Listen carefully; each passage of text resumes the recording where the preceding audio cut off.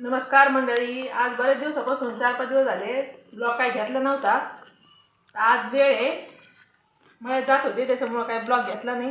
आज वेळ आहे तर म्हणलं ब्लॉग घ्या. या टरबूज खायला 15 दिवसापासून पाहुण्यांनी आणलेलं होतं टरबूज. ते काय कापलं नव्हतं. माझ्या भाऊला पण बाईला काही आवडत नाही, तर म्हणलं अरे कापा कापा.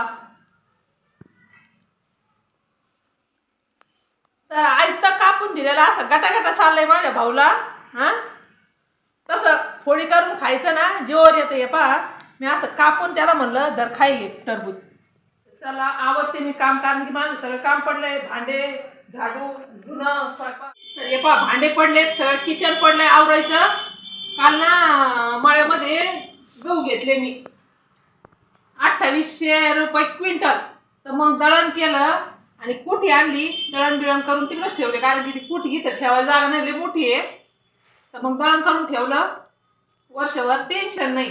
तर तुमच्याकडे नक्की सांगा बरं का काय क्विंटल आहे, कारण की आमच्या इकडे आता सध्या 2800 2500 म्हणजे दोन प्रकारचे आले ना, त्याच्यामुळं भाव पण असा आहे. आम्ही दरवर्षी गहू झाले का मग गहू 2 क्विंटल भरतो, आम्हाला वर्षभर जातं ते. मग तिकडे मळ्यातच दळण ते केलं आणि भरून ठेवले. हे पहा लागले धिंगाणा घालायला.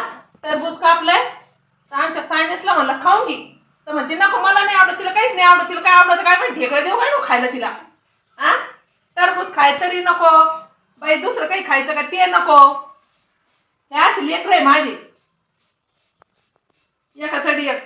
काही खातो त्याला फक्त सांगायचं दादा हे खायचं का, ते म्हणतो हा. त्याला भाजीत मीठ आहे का नाही हे कळत नाही, बिना मिठाची भाजी पण खातो. हा, असे लेकर दोन तराचे दोन लेकर आहे माझे. आताच कॉलेजवरून आला, त्याचं चालू आहे काम काहीतरी. आणि मूळ म्हणजे त्याचं चॅनल आहे मॉनिटाईज वर एक, तर त्याचा खूप आनंद आहे आम्हाला. तर तुम्हाला सगळे प्रोसिजर झाल्यावर नक्की सांगू. भेटूया पुढच्या ब्लॉग मध्ये.